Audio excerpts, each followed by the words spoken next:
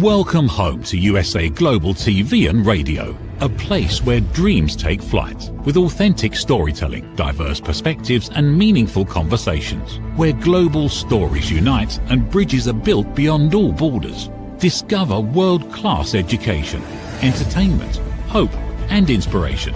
Together, we're building bridges worldwide. Subscribe to our channel, USA Global TV. Download our app, USA Global TV. Be our guest or join our team. Visit usaglobaltv.com. Thanks to our founder and executive producer, Dr. Jacalyn Kerbeck. Music score by Yeffy Tang from Cloud Road Music. Voiceover artist Mike Porter. Creative direction by Paul Garcia. USA Global TV and Radio. Your home for global connection. All rights reserved. This video and its contents are the exclusive property of USA Global TV and Radio. Unauthorized use, duplication or redistribution in any form is strictly prohibited. Good morning, good afternoon, and good evening. Welcome home to USA Global TV and Radio, where we proudly provide world-class education, entertainment, hope, and inspiration. Today's show is the Corner Bookstore, and we're coming to you at a different time.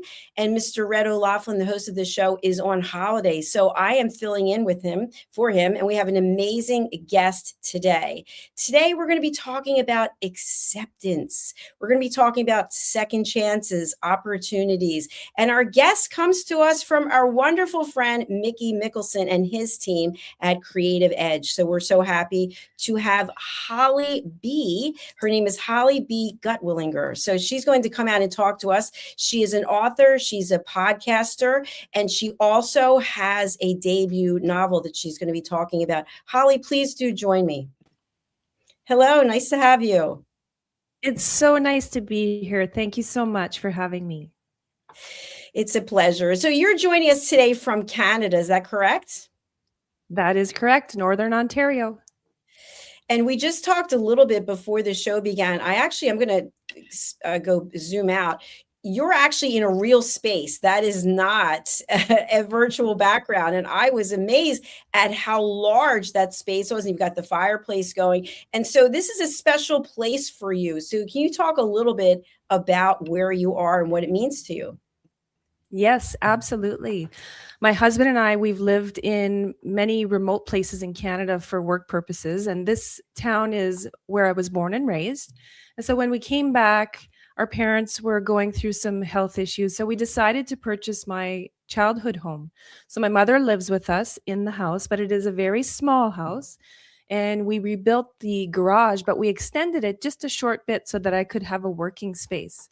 And so I call this my little shed now, and that's part of my branding, but it's a place for me to come to work during the day, but also to write and create and cuddle up on the couch with my dogs and my husband by the fire, especially on days like today. Thank you for sharing that. I love hearing backstories because it really puts everything in perspective. And so when we're in an environment where we feel creative and we feel accepted and we feel loved, I think that we perform at a different level. And I know in my space here, I was flooded twice. And everything's remodeled. I've got a standing desk and I absolutely love it. I've got a great view.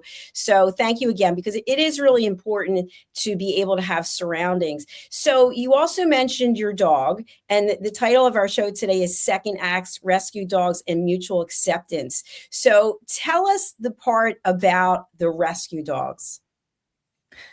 Gosh, there's so much. I could be here for hours telling you about the dogs. Who doesn't love to talk about their dogs, right? I've always had dogs. And for these two guys in particular, they came to us approximately 10 years ago. And so we've been trying to help them work through a lot of their issues and anxieties all throughout these years. And I've been always trying to fix them, as many of us do. One day, a few years ago, Sully was sort of bouncing towards me along the patio stones, and his ears were flopping and his tail was wagging, which is unusual for him because he doesn't usually approach people, not even me, for a long period of time. I get a little bit of snuggle time, but not much. So on that day, he was walking towards me, and I don't know, a poem downloaded into my thoughts in his voice. And it was, I'm okay. Like, just accept me for who I am, like I have for you, and we'll be fine. You don't need to fix me. So from that day on, this is where this story began. And I kept creating more poems and stanzas in my head, which turned into scenes and then chapters. And honestly, it's hard to believe that I'm sitting here talking about a book that I wrote, but my dog was the conduit and he gave me this story. It was a gift because once I wrote the story in its entirety, I reevaluated my relationship with my rescue dogs, and I no longer was trying to fix them, but rather it became a complete relationship of acceptance because they both have a lot of issues. One is more aggressive, one is so broken, he's scared of everything. And now that I've accepted them for who they are, we just live in harmony. And not to say that I'm not a responsible dog owner, and they do have behavioral issues at times. Well, one does, Cash, but he's older now, so he's a lot more mellow, but he did when we first had him. And if you read the book, you'll see the stories are real. So the 2 dogs in the book are actually my dogs, but it's a work of fiction. What a beautiful story about acceptance, because I really feel as a peace ambassador that if we were to just accept people as they are instead of trying to fix them or control them or get them to think like us. So the book you're talking about is North of Broken and Furever Home. So you just shared that the dogs in there, the 2 dogs, are actually yours. And so I would imagine that they also accept you, right? It's mutual. You accept them and they accept you because they could be in a different home as well. What does that feel like? Because as someone who also loves dogs, there is that feeling of unconditional love, regardless of what the dog looks like. It's how the dog treats us. So what is that feeling like for you? I mean, our relationship is so different now that I have come to this place of acceptance. And whereas Sully really wouldn't approach us much before, me more than my husband, but even that was very little. You give him a couple of scratches behind the ear and then he'd jump back. It's different now. And in the morning, it's almost like he looks forward to our time together. He sleeps on the opposite floor from where we are. And in the morning, we have strict cuddle time. And he just burrows his head into my hair. And we just lay there together, just in each other's presence. There's no goal, just being in each other's presence. And I don't know, we just never had that before. And I'm so grateful for it. And he allows me just a little bit more time than he used to, which is quite nice. That's wonderful. Thank you for sharing that. And I want to get into the term rambling, because rambling can be perceived in different ways, right? We can be rambling on and on and on. But when we're rambling and actually making a point or sharing something that's beautiful, that's a different kind of rambling. What does rambling mean to you? And again, we know where you are. You had shared that. But now that the book is available, I assume, is it available now or it's coming available? Yes. No, it is. It released on Valentine's Day. Congratulations, hot off the press. Thank you. You. So now that it is available, does rambling take a different meaning for you? I came up with that concept because I always wanted to produce a podcast, but I was standing in the space of fear. And so I wouldn't allow myself to actually go ahead with it.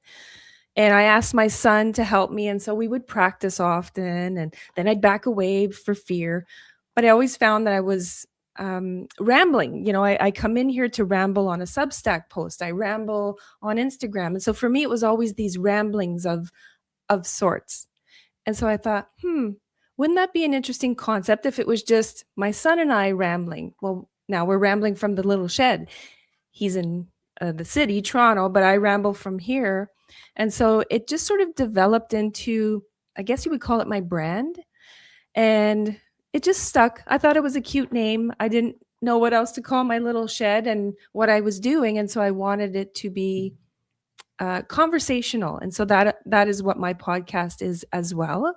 And so we ramble on. And I thought, yes, you're right. Rambling could be taken with a negative context sometimes, like where you are rambling on, kind of like what I'm doing in the moment.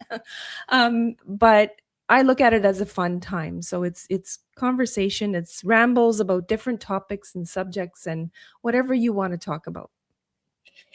And I feel the truth is we all need to ramble, right? I know I live alone. I talk out loud all the time and I know I'm rambling, but I don't really care. I'm getting it out of my system. I'm putting it out into the universe.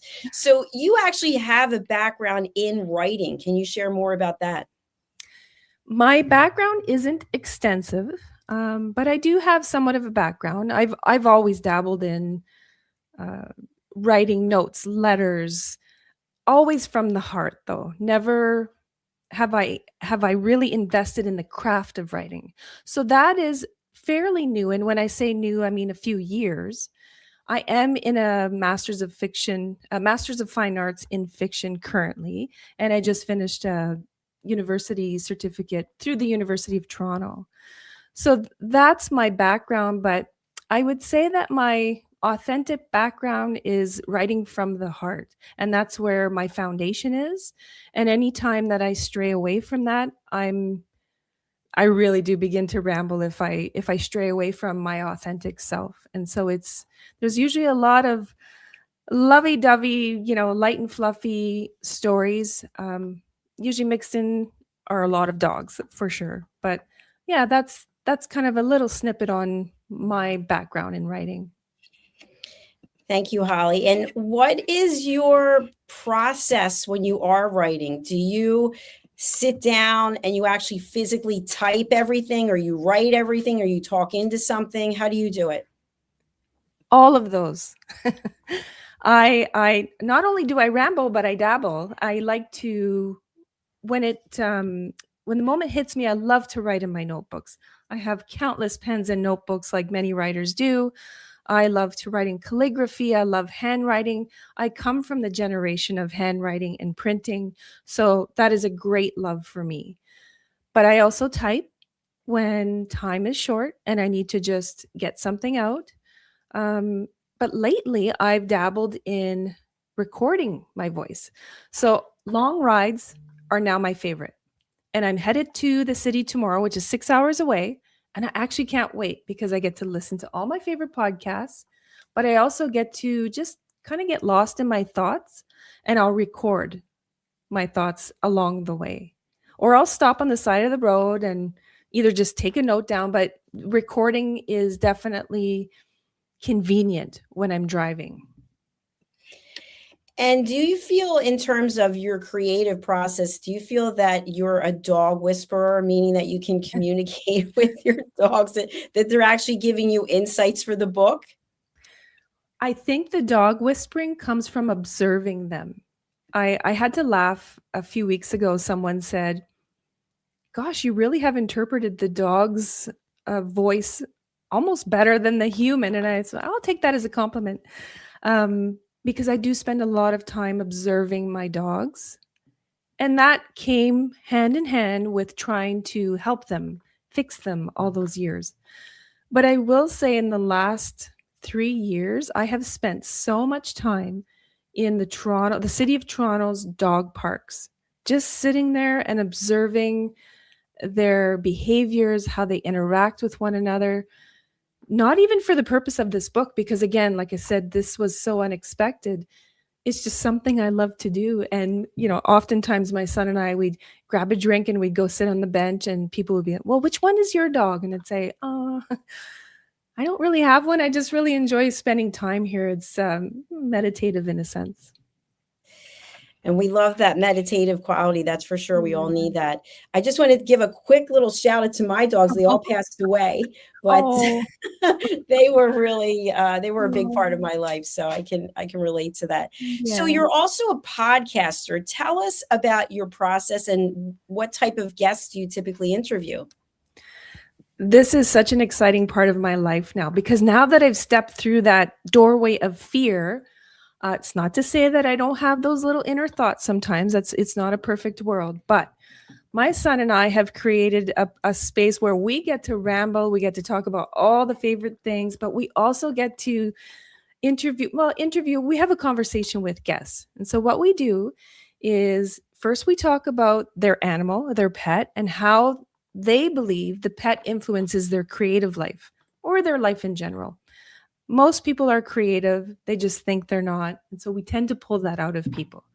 Once we feel like we've really covered everything about their pet, we move on to who they are as the creative individual, or what it is that they do. It doesn't mean that they have to be an author or an artist. We've been talking to people of all walks of life, chefs, traveling with dogs, like so many different backgrounds. And so we just have a conversation, 30-35 minutes, and I'm really enjoying that. And I'm enjoying spending the time with my son, because afterwards, we have our flannel shirts on and our favorite drink and our mug, and we just ramble on about the week for 5 or 10 minutes and talk about all the fun things, and I get to spend time with him. So I love every second. What a beautiful way to create memories. I actually haven't interviewed anyone who was doing that with someone in their family. So congratulations on that. He gets all the compliments for his deep voice. So if someone wanted to be a guest on your podcast, how would they go about doing that? Yes, they can definitely contact me at either the Instagram handle that I've provided or the website that I've provided as well. And I'd be happy to discuss an opportunity for someone to come on and have a conversation about how they think their animal influences their creativity.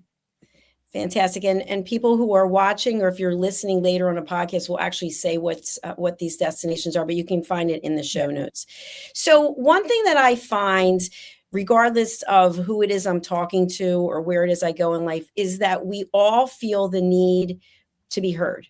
We want to feel like we are listened to and we are acknowledged. And I've always felt like that with my dogs. I've had a lot of dogs over the years, and I would feel like they were the only ones, aside from my mother, who was truly listening to me. And there's something about that, knowing that you actually have been heard, and that someone, whether they agreed with what you had to say or they had a completely different perspective, they held that space for you. And to me, it sounds like that's what you're doing through your work. What do you feel about that? I agree. When I sit in my dog's space, something shifts. I'm a high energy woman. I love to do as many things as I possibly can. I love having hobbies. But when I allow myself those moments to just sit beside my dogs, especially in the summer outside, in the gazebo, I just get to be at peace with them, and they calm me, they take me down a notch, and no words are spoken, but we are fully understanding each other. And because I've spent so much time with them, I know their moods. I know the cues. I even know their barks at this point and what they mean. And it's not because I can hear them speaking to me, but if you observe someone or an animal long enough, you learn to speak their language in a sense. I totally agree with you. Absolutely. And I think also that when you are coming as a person, as a human collective, that when we're coming from a place of joy and of love, and we hold that space for someone and we feel someone's energy, we can tell they're having a good day. They're not having a good day, but we give them grace. Yes. And I always feel like that's what animals do too. Like, you can tell if they're suffering, you can tell if they're not happy. They let us know. And people typically do too. But many times we just don't listen because we have our own agenda. So as a writer, when you're thinking about these things, how are you communicating a message to someone who may not be open? We may have people right now who are watching who are not dog lovers, right? But maybe there are messages of acceptance and hope that you can still convey regardless of what the medium is. And I really did try to convey that when I was writing this novel. As it was a lot of time spent watching my dogs, observing them, watching how they move their ears, their tail, their eyes, especially for Sully, who is the main dog character in the book. He tells me so much through his eyes, whether he's showing me the whites of them or the way he moves them, the way he looks through the corner of his eyes. And so I think that if people take the time to sit with their pets and observe, listen in quiet, you'll get the messages that you need to hear. Maybe it's, it won't be in words, obviously, but it's just about listening and having that intuition instead of making commands towards your dog or trying to fix them. I think that it's important to just sit back and watch, and you'll be amazed at what comes out.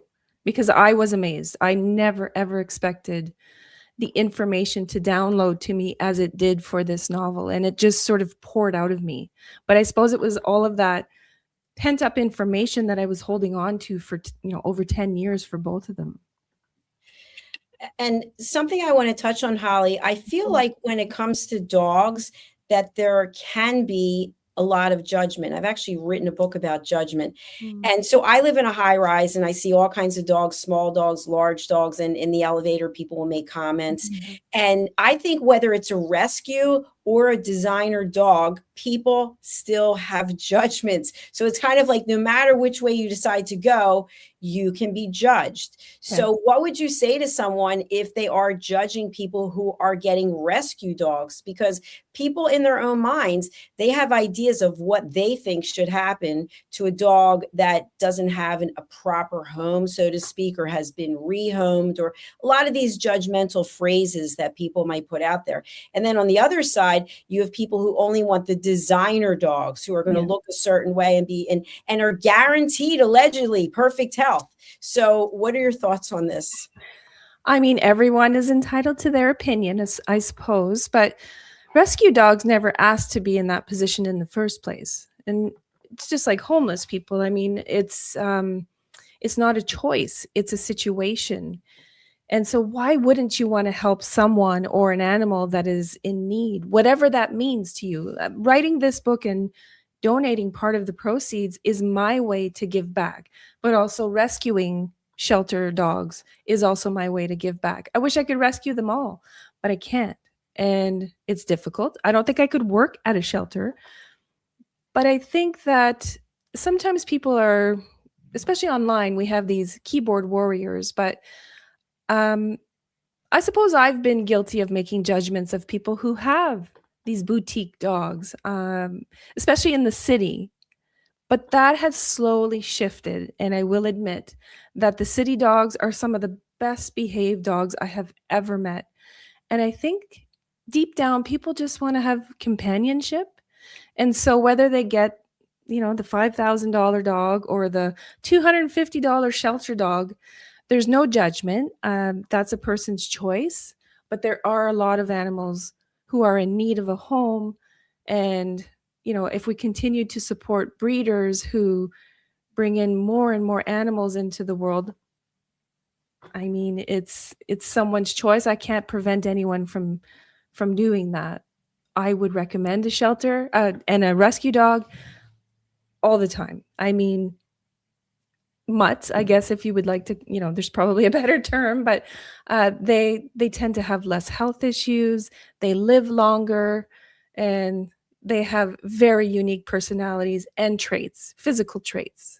Whereas, designer dogs, they're beautiful. Absolutely. They all have personalities, but they do tend to be similar. I don't know if that really answered your question, but yeah, no, it definitely did. And I think you brought up something that's really important, is that the dogs didn't ask for whatever the fate was that they ended up having. And it was even during the pandemic or when there are natural disasters, you hear stories about people abandoning their dogs. And I think it was just today I read something. And by the way, anytime I read something, I don't know if it's actually true or not, so I take it with a grain of salt. But I saw there was a woman at a ticket counter and she couldn't bring a rescue dog on, so allegedly she just left the dog. I don't know if it's true or not. But so my question is, when a dog is abandoned, have you ever thought, I wonder what kind of feelings and emotions are they processing? One of my dogs that I showed you, she was beaten and she had a broken kneecap before I got her. And so she would growl at men. And so I assumed, whether it's correct or not, that maybe it was a male who beat her. But I thought, she's pretty sharp. She knows that something bad happened to her. And yet she's still putting on a happy face, except when she would see certain men that maybe, I don't know, I'm just reading into it. But they all are alive. They have a right to be here. And so dogs have a certain shelf life, just like people, right? We're here for a certain amount of time. So my question for you is, I've heard people say, you know what, I had a dog, it was my best friend, it passed away, I can't imagine getting another one. So how do we as humans deal with the fact that this wonderful family member will not be here after a certain amount of time, and we put so much love and we've gotten so much acceptance and love back? What are your thoughts on that? It's so ironic that you asked me this question, because I was having, pardon me, the exact same conversation this morning with someone else. And I was asking the question because so often I've run into people who have lost their pet and they say, never again. I'm never getting another pet. And I've thought it as well when I've lost a dog. I've had dogs my entire life. And then I say, but why wouldn't you want to have the years of happiness or the ability to help a dog that is in need and needs a home? I think we can we can all agree that our relationships with dogs have evolved significantly in the last 10 years from what it was before. We treat the dogs and the cats very differently. I mean, there are both ends of the spectrum on that as well, and that's a whole other conversation. But personally, I think that it's important to grieve the loss of your pet and not to jump in the next day and get another one, but to really sit in the grief. Now, I may not have been able to say that quite some time ago, but I've grown. And as I get older, I value things differently. My two dogs are aging. I know that our years are limited. Their faces are white and we think they're 12, but we're not sure. One of them has some health issues with seizures. But I think that now, with the experience I've just gone through with writing the book, I live my life differently with my dogs. And I appreciate every moment I have with them. But I think it's important to grieve and allow yourself the time to go through those feelings. Be sad, wallow in it, but know that there will come a time when you'll be on the other side of it. Not that you'll ever forget your animal or your pet, not that you won't ever be sad, but the memories will shift from pain and sadness to remembering them with love in your heart. That's how I feel. So I think, when these two boys leave me, I will get another dog. There's no doubt. My husband is already prepared. But it's not because I need to try and replace them specifically. It's because of what they bring to my life. And I can help one of them as well. Makes perfect sense. It's all about that acceptance, but also honoring the life that you shared together. I think that's so important. And I know for me, I've thought many times about getting another dog, but then I think, is it really fair? Because I am in a high rise. So I don't know. I know dogs need places to run and be with other dogs. And so I don't know if it would be fair to the dog. So I'm thinking about it very seriously. And I think that's also important, that I've heard people say, oh, for this holiday, we're going to get our kids a dog, but they never actually walk through who's taking care of the dog, what that looks like, the fact that the dog hopefully is going to live maybe 20 years. And what does that look like? And so I also think that that's important, that we take it as a real responsibility, that you're caring for another life. I agree. I mean, just being in the city every now and again, where my son lives in Toronto, I'm shocked that the dogs that come out of high-rise buildings, I'm talking huskies and full coated dogs. And I think that's probably where the judgment comes out in me. I never say anything to the owner, but secretly inside, I'm thinking, oh, are you okay in that apartment? I mean, I'm sure the dog is having a great life. It's just, we do tend to think about these things, right? And where dogs are situated. But again, they are some of the most well-behaved dogs I've ever seen. And there are so many dogs in the city and so many dog parks, and they all tend to get along. So I have to think in my heart that they are well taken care of. And going from the 26th floor down to ground level for, their business, well, That's pretty good that they can hold it that long. That's for sure. Absolutely. So let's really dive into your book. First of all, where can people buy it? Just about everywhere. I am listed with all of the retailers, Amazon, Barnes and Noble. Here in Canada, it's Indigo. And yeah, I mean, all of those carriers, it's on Kindle as well. And for people who are not able to see the screen because they're later listening to this on a podcast, I love the way that you spelled forever, Furever. So the name of your debut novel is North of Broken and Forever Home. Yes. How did you come up with this title? So this title was a second choice. I had started out with a working title. That is one of my processes in writing, is that no matter what I write, whether it's an article or a poem, it has to start with a title. So it was completely different. But as I progressed, I felt like it just wasn't applicable anymore. And my husband and I would take long walks with the dogs in the forest. And I thought, oh, well, let's brainstorm. So we did. And I remember when I adopted Sully, we got Sully to keep Cash company. But when we adopted him from the shelter, the woman said, Sully will be perfect for him. He's so broken. He will never react. And I thought, oh, that's just so sad. And I guess when we were walking, I remembered that. And I thought, he's still broken, as we all are, just a tiny bit. But he's north of it now. Like, he's not as broken. And so the North of Broken comes from there. And the Forever Home, well, that's just because they have their forever home here with me and my husband. That's so beautiful. Absolutely. And on a future episode, we'll actually have you read from your book. Oh. But what would you like people to take away from reading it? I am asking readers to set aside their judgment, right? Because one of the dogs, well, Sully, has a voice in this book. So first of all, just have fun with it. But second of all, most people will think that it's a rescue story. And I suppose it is, in a sense, and it was in the beginning.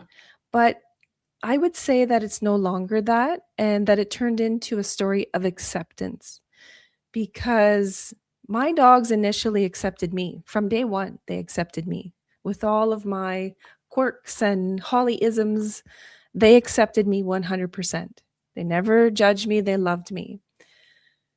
And I needed to do the same, but I just didn't know it. It took a long time for me to realize it, but if we just learn to accept one another, whether that's humans or animals, then we can live more cohesively. So I would really like readers to keep that in mind.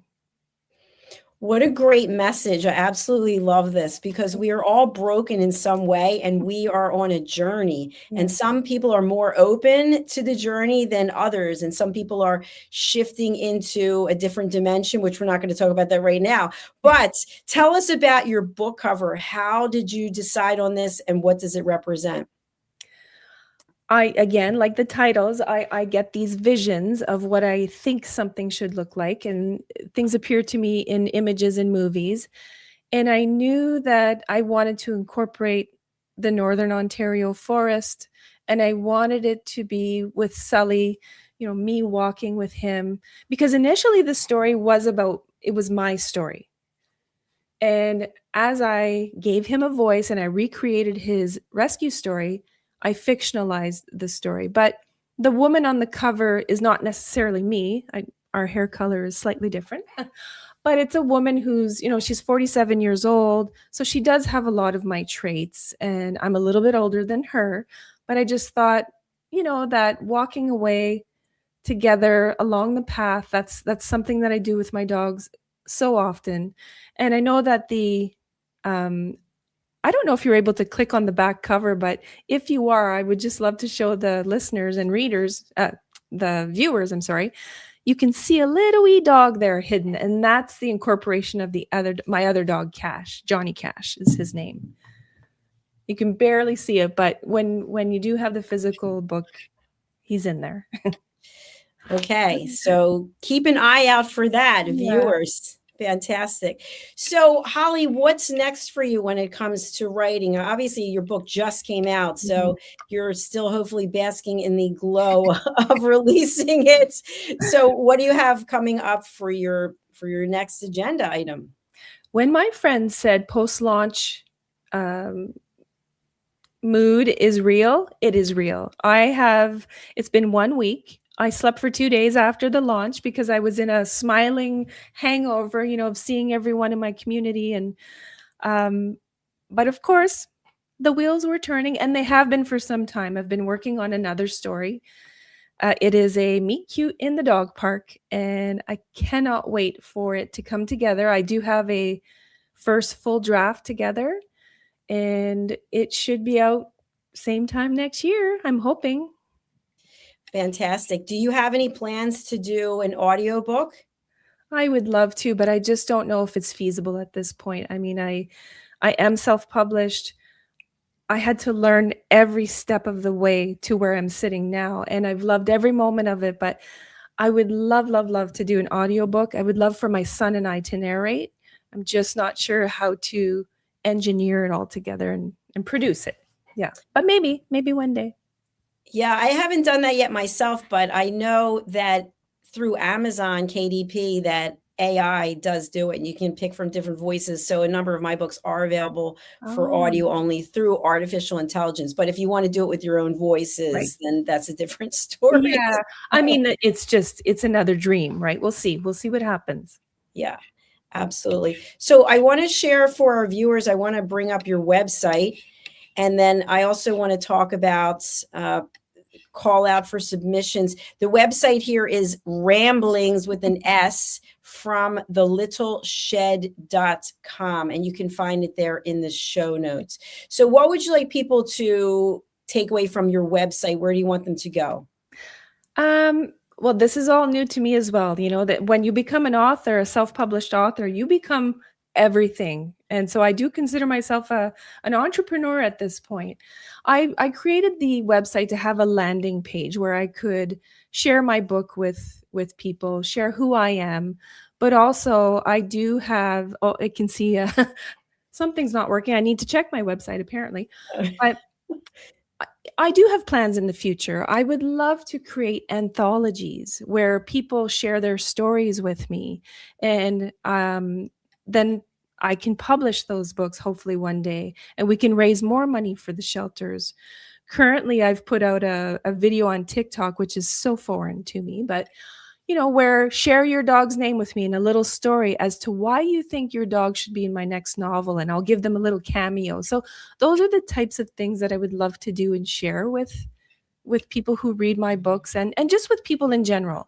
I would love to mentor people in the beginnings of writing, as I wished I would have had someone in my beginnings. I do have so many plans, and we'll see how many. There's just not enough hours in the day. It's very true. Well, I have to give you a lot of credit because I've interviewed a lot of authors over the years, and it is really important to have a website. People don't realize it because, as you mentioned, you are an entrepreneur, and people will want to get to know you, and they want more information, and especially as a podcaster. So congratulations to you for having a website. It looks great, and there's a lot of good information there. So as we close out the show, a couple of things. The first thing is I'm going to spotlight you. What is your key message for people to take away from today's show? Do the things you love and love the things you do. Accept your dogs for who they are as they accept you, and find joy and happiness in the things that you do, because I struggled. I searched for something to do, and I didn't realize that writing was home for me. I always loved it, but I didn't think I was good enough. I didn't think I had the ability, but we all do. It's just a matter of developing it. And writing is definitely where my heart is. What a beautiful message. Thank you. And I'd like to just add one thing to that, which is many times when we are living our dream or we have these creative ideas, other people want to shut us down, especially on social media. Yes. And so I don't pay any mind to people with negative comments or negativity in broadcasting. Sometimes people will put negative comments. I just give them grace, grace for you to find what it is that brings you joy. Because when we have found it, other people are thinking, you know what, I don't know what I like to do, but look how happy they are. So I'm very happy for you, Holly B. And I really appreciate you being here. We do have also your Instagram that people can follow you. Let's bring that up.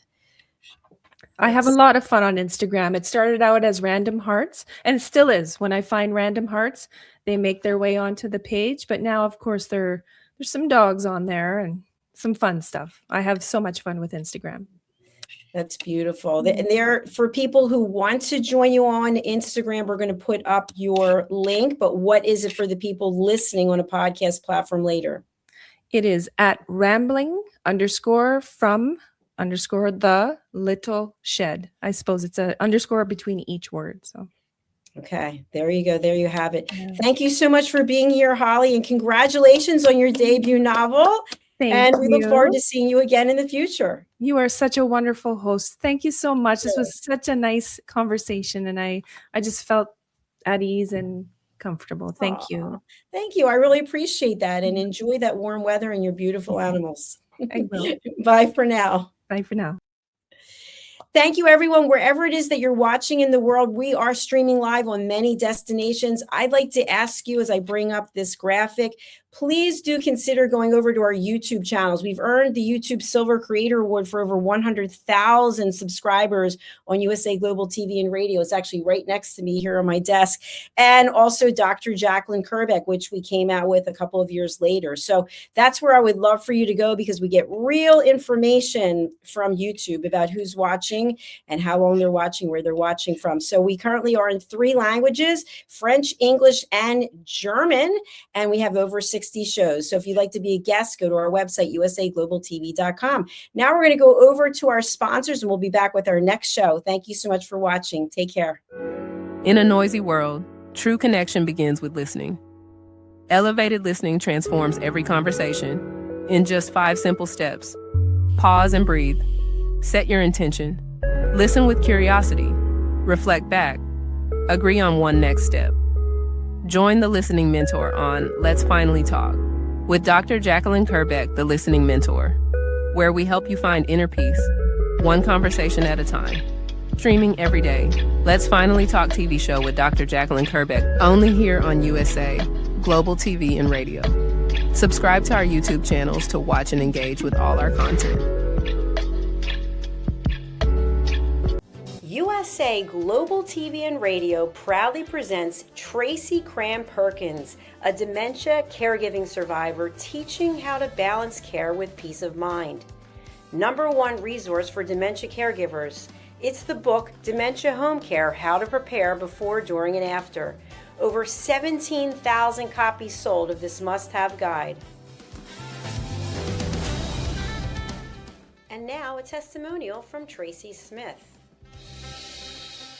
If I was to describe this book to someone who is going through a similar situation, I would underscore how important it is to have some sort of a tool or a guidebook to help you through certain stages. And there's so many, it's such an unknown topic to the average person. And to have this as a reference is essential. It's going to help you get through it personally, as well as help your loved one manage.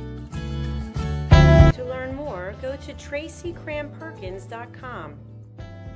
Tracy Cram Perkins is an award-winning author. She's also the host of Dementia Home Care television show. Watch it here on USA Global TV and Radio.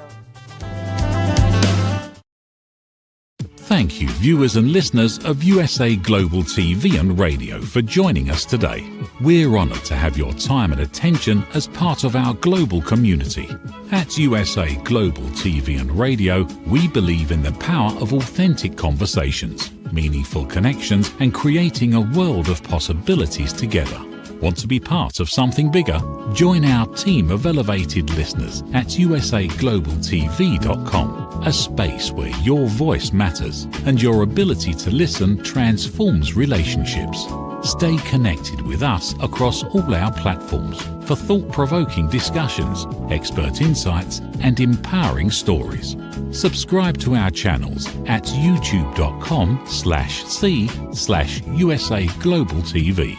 Follow us on social media and explore the endless opportunities we're creating for growth, learning, and inspiration. Together, we're not just broadcasting, we're building bridges and changing lives one conversation at a time. For inquiries, contact us at info@usaglobaltv.com. Produced by Executive Producer and Director Dr. Jacalyn Kerbeck. Voiceover by Mike Porter. Creative direction by Paul Garcia. All rights reserved. Visit usaglobaltv.com to view our full terms and conditions.